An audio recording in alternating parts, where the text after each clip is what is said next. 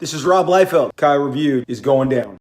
Hey guys, just finished watching Krypton, Season 2, Episode 2, Ghost in the Fire. What an interesting episode. So we start off this episode with kind of Doomsday kind of attacking one of the skimmers and stuff. They're going out looking for Doomsday. So that was really exciting for the beginning of the episode, but that just went nowhere.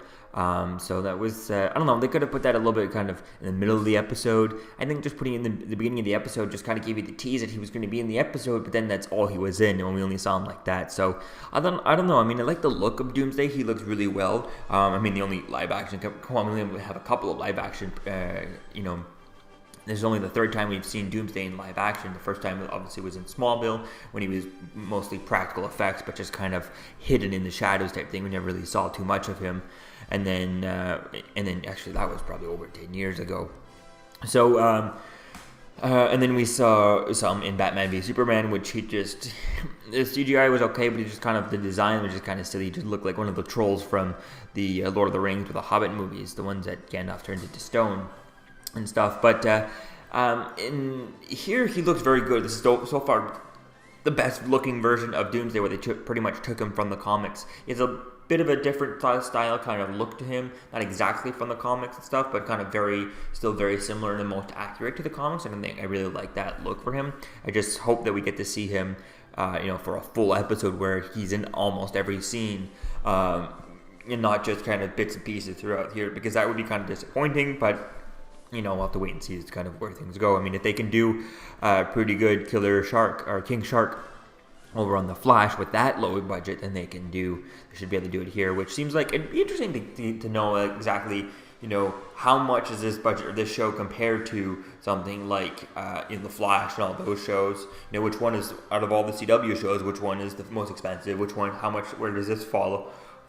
It seems like this one is a little bit more, the budget could be a little bit different, but at the same time, since all these sets are all, except for some of the stuff on Kalu here, it all looks like it's, all the see on sound stages and stuff, so they get to hide a lot of the stuff with like the dark tone of this show, that they are not able to do that in, in Vancouver, where they film The Flash and Arrow and all that stuff, everything has just been bright daylight, right? So I think that's kind of interesting playing with that, to see where that could go. But it's definitely not on the same budget level, at least budget-wise, as like something like Swamp Thing and stuff.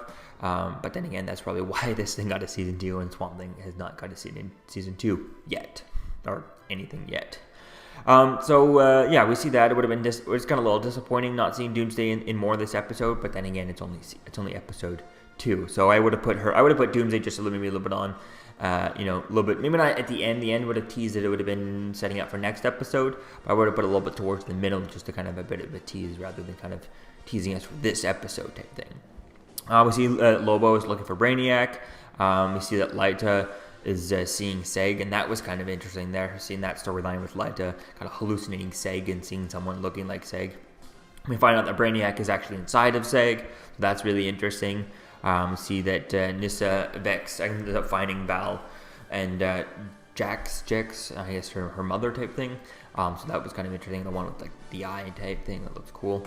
And then it hit me later on when Seg says his name and Lobo tries to say Segel for a while, and then he actually is saying Siegel. I think that is really interesting. It hit me that he's saying Siegel as in Jerry Siegel, co-creator of Superman, and I think that's just kind of, it was perfect.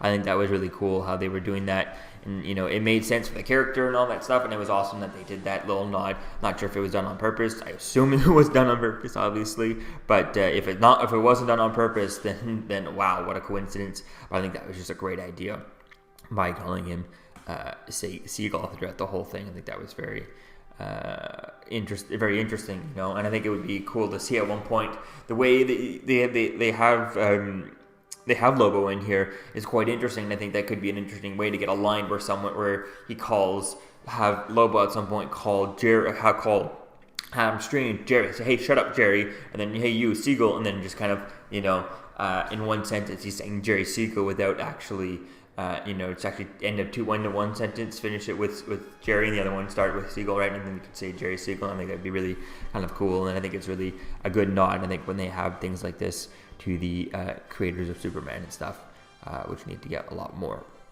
a lot more credit than they do, a lot more recognition, a lot more nods to them. I think they need to get that. I mean, they've been doing this with Stan Lee by having him cameos in here, and obviously these guys are long passed away to be able to get them to do cameos, but having little nods to them and maybe putting them in like pictures in the background and things like that, like they've been doing for Stan Lee in the Marvel Netflix stuff, just by having Easter eggs in the background would definitely be cool to see for these Jerry and Joe Shuster. It would be really interesting there.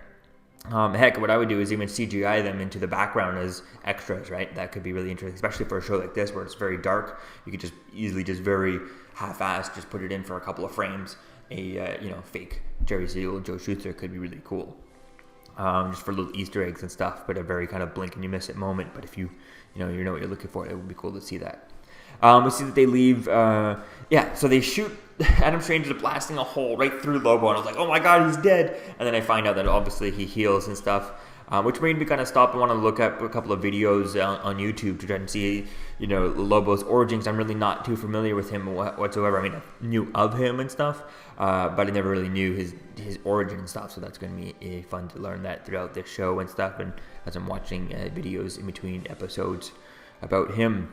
But one of the things that I think would definitely be interesting to see, and I know that there is talks about a spin-off Lobo movie that I'd love to see in that spin-off, but I doubt we'd ever get that. But Lobo the Duck, crossover between Lobo and Lobo the Duck, where I think it's actually a part of the Amalgam universe that Marvel and DC co-created, where Lobo and the Duck become one character. And I think that would be an interesting character to play with, or at least an interesting nod to have type thing. If they could somehow, maybe find a different version of him, we find out another version of Lobo, another Zarnian is alive, survived somehow, and he's been kind of mutated to be half duck. Without calling him Howard the Duck, you could just mutate Lobo with part duck type thing, or a clone of him with part duck, and then you can have like Lobo the Duck type thing. That could be something that could be kind of interesting to play with. And I think they could actually do that if they never talk about Howard the Duck. Then I think, could they be allowed to do that, or is the Lobo the Duck character co-owned by both Marvel and DC, or could they kind of do that without needing the rights to Howard the Duck? Who knows? It'll be something fun to play with. We see that Lyta almost kills Seg's lookalike, so that was interesting. So she's kind of dealing with some stuff with that. That'd be cool to see as to where things go with that. And then General Zod ends up giving Corvex to her, I guess, to try and distract her from her memory stuff that's going on, these problems. I'm trying to remember if she's, has she been mind wiped or something, but not that I can remember. I find it just difficult because I haven't watched season 1 in a while since it first aired, so it's difficult to kind of remember as to where things left off with her exactly, but we'll have to wait and see as to where things go and how things kind of continue on from here. Then we see that we find out that Jaina Zod, we've been following her throughout the episode a bits and pieces, then she's been hallucinating her brother this whole episode, so that's going to be interesting to play with that. And then we see that Seg tells Adam that, we can't go back to Krypton because I have Brainiac inside of my head, and, we can't risk him bringing him back to Krypton, right? So he's like, we got to stay here, figure this out, get Brainiac out of me. If not, you got to kill me type thing. So that's going to be quite interesting to see as to kind of where things could go with that storyline and how things are going to end with all that. So I think it'd be really interesting to see as to where things go with this. Maybe we get an episode later on at some point with Segel with Brainiac inside of him having to fight Doomsday. That would be really cool, but like a full episode of that, where they're like the whole time, all of Seg's scenes in the episode just be him fighting Doomsday as Brainiac type thing, and maybe him and Brainiac have to kind of work together inside of him because they're not able to kind of fully if it seems like Brainiac inside of him must be depowered because I don't understand as to how he's not just able to control and take over Segel instantly. I mean, he's able to take over the Oa or the Rao before. I guess wrong one was Rao. But he's able to take over Rao last season, so why is he not able to take over Seg? Why is Seg in control? So I think that'd be something to play with and explain as to why that, and then having the two of them inside of Seg's head team up and work together to try and defeat Doomsday so that he doesn't kill the two of them. Because, I guess I imagine if Seg dies, Brainiac dies too. But I think it's going to be interesting to see as to where things go. Although, when Lobo does talk about it, he does hint at the idea that, he kills he killed Seg, he's still, like, Brainiac might still be alive. You know, he might want to rip it out himself. Who knows how much, you know, Lobo really understands about what's going on with Brainiac inside of Seg, but we'll have to wait and see as to kind of where things go with that. So, yeah. Let me know what you think, guys, about this episode in the comments below. Season 2, Episode 2, Ghost in the Fire of Krypton, and I'll see you guys in the next video. Peace out.